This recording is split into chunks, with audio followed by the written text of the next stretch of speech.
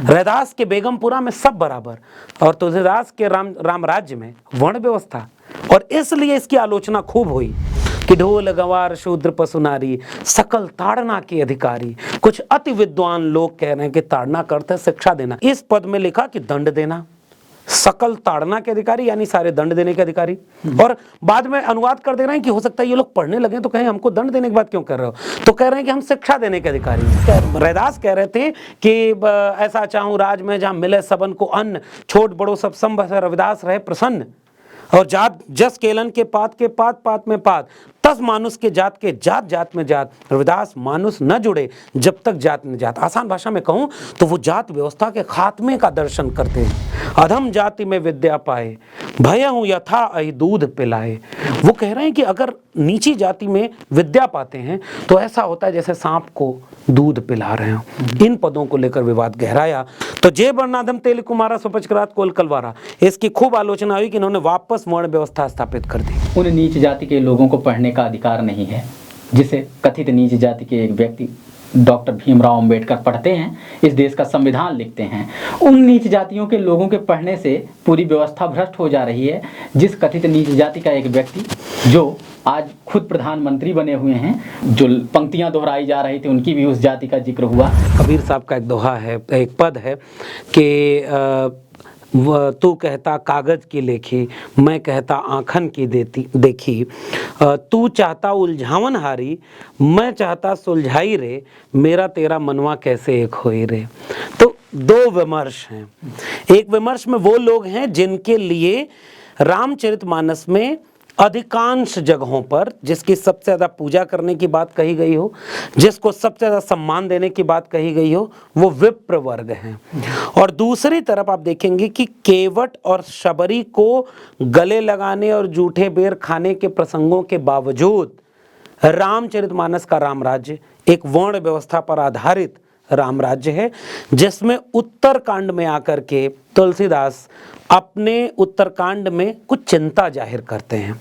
और वो कहते हैं कि ये जो इस समय कलयुग आ गया है, ये बहुत परेशान कर रहा है, क्योंकि वरण धर्म नहीं आश्रम चारी, अश्रुति विरोध रत सब नर नारी। वर्ण व्यवस्था और आश्रम व्यवस्था इसको कोई मान नहीं रहा है, और श्रुतियों के विरोध में नर नारी लगे हुए, वेद पुराण शास्त्र। इसकी चिंता होते होते वो कहाँ जाते हैं, जे बरनादम तेल कुम्हारा स्वपच करात कोल कलवारा, नार मुई घर संपत नासी मूड़ मुड़ाए भय सन्यासी। इसका मतलब क्या है कि जो वर्ण में अधम है, वर्ण व्यवस्था में नीचे हैं, तेली कुम्हार स्वपच कोल कलवार, और ये सारी जातियां शेड्यूल कास्ट और शेड्यूल ट्राइब में आती हैं, इनके लिए कहा जा रहा है कि ये वर्ण में अधम जातियां हैं। यहाँ से एक विवाद पैदा हुआ जब उन लोगों ने पढ़ना शुरू किया। और ये विवाद कोई नया नहीं है समर।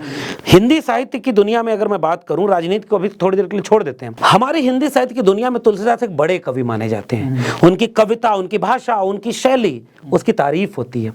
लेकिन हिंदी की दुनिया में बहुत सारे लोगों ने तुलसीदास की कठोर आलोचना भी की है कि वर्ण व्यवस्था को स्थापित कर रहे हैं तुलसीदास। कबीर रैदास के बाद रैदास कह रहे थे कि ऐसा चाहूं राज में जहां मिले सबन को अन्न, छोट बड़ो सब संभ रविदास रहे प्रसन्न। और जात जस केलन के पात में पात, तस मानुष के जात में जात। रविदास मानुष न जुड़े जब तक जात में जात। आसान भाषा में कहूं तो वो जात व्यवस्था के खात्मे का दर्शन करते हैं। कबीर काकर पाथर जोर के मस्जिद लई चुनाए, ताचड़ मुल्ला बाग दे क्या बहरा हुआ खुदाए। तो पाथर पूजे हर मिले तो मैं पूजूं पहाड़ ताते, ये चाके बोली पीस का संसार। अरे इन दोन राह न पाए हिंदुन की हिंदुआई देखी।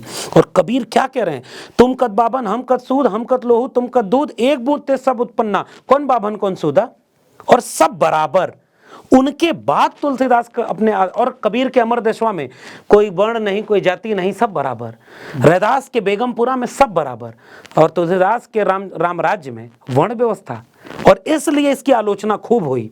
तो जे वर्णाधम तेल कुमारा सुपचक्रात कोल कलवारा, इसकी खूब आलोचना हुई कि इन्होंने वापस वर्ण व्यवस्था स्थापित कर दी। इसकी आलोचना होती है। दूसरा पद है समर समुद्र की वाणी, भयभीत समुद्र की वाणी कि ढोल गवार शूद्र पशु नारी सकल ताड़ना के अधिकारी। कुछ अति विद्वान लोग कह रहे हैं कि ताड़ना का अर्थ है शिक्षा देना, क्योंकि गीता प्रेस ने 1950 के दशक तक अपने अनुवाद के संस्करण में लिखा, तुलसीदास ने अनुवाद नहीं लिखा है कि शिक्षा दूंगा, कि ताड़ूंगा, कि तारूंगा, कि मारूंगा, ये व्याख्याकार ने लिखा है। तो यही गीता प्रेस जिसने उत्तर भारत में रामचरितमानस फैलाया, सब घरों में नहीं पूजा होती थी, सब लोग नहीं पूजते थे, और इस पद में लिखा कि दंड देना, सकल ताड़ना के अधिकारी यानी सारे दंड देने के अधिकारी। और बाद में अनुवाद कर दे रहे हैं कि हो सकता है ये लोग पढ़ने लगे तो कहें हमको दंड देने की बात क्यों कर रहे हो, तो कह रहे हैं कि हम शिक्षा देने के अधिकारी हैं। तो उसके बाद क्या हुआ कि इस पद को लेकर के विवाद आया।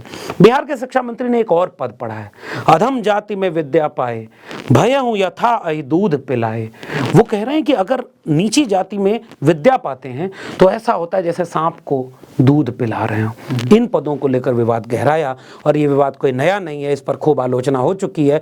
इसीलिए भारतीय जनता पार्टी के लोग आज भी सामने आकर के डिफेंड नहीं कर पा रहे, कुछ बाबाओं से ये भी काम चला रहे हैं। तो ये विवाद नया नहीं है, इन पदों को लेकर विवाद हुआ है। नारियों के विरोध में तमाम पद कि विधिहु न नारी हृदय गति जानी, कोई विधाता भी इनके हृदय की गति नहीं जान पा रहा है। तो अवगुण आठ सदा उर रहीं, नारी स्वभाव सत्य कवि कहीं, अवगुण आठ सदा उर रहीं। तो बहुत सारे पद ऐसे हैं जो विवादित हैं, जिनको लेकर के विवाद हुआ है। ये नया नहीं है, लगातार होता रहा है, और इस समय थोड़ा राजनीतिक रंग ले लिया है तो आगे बढ़ रहा है। बनी बनाई धार्मिक भावनाएं या फिर राजनीतिक रूप से बनाई गई धार्मिक भावनाएं बात बात पर आहत हो जाती हैं, मगर अगर इन्हीं बातों के, सिर्फ इन्हीं बातों के संदर्भ से देखा जाए तो उन नीच जाति के लोगों को पढ़ने का अधिकार नहीं है, जिसे कथित नीच जाति के एक व्यक्ति डॉक्टर भीमराव अंबेडकर पढ़ते हैं, इस देश का संविधान लिखते हैं। उन नीच जातियों के लोगों के पढ़ने से पूरी व्यवस्था भ्रष्ट हो जा रही है। जिस कथित नीच जाति का एक व्यक्ति जो आज खुद प्रधानमंत्री बने हुए हैं, वो इन जो पंक्तियां दोहराई जा रही थी उनकी भी उस जाति का जिक्र हुआ, और जिन जिन जातियों के खिलाफ बोला गया है उन्होंने इस देश में न जाने क्या क्या किया है। सबसे शर्मनाक ये है कि अगर साहित्यिक आलोचना के नज़रिए से भी देखें तो उसके पहले कबीर और रैदास ने बहुत कुछ लिखा, और बहुत प्रोग्रेसिव तरीके से लिखा। जो एक बराबरी का सिद्धांत है, उस सिद्धांत से फिर आगे आकर समय में पीछे नहीं जाना है, और आगे आकर और प्रोग्रेसिव होने के बजाय और दकियानूसी विचार आ जाते हैं। इसके बावजूद अगर किसी को मसीहा बनाने पर कोई तुला हुआ है तो उसमें जाति हित जरूर दिखाई देते हैं।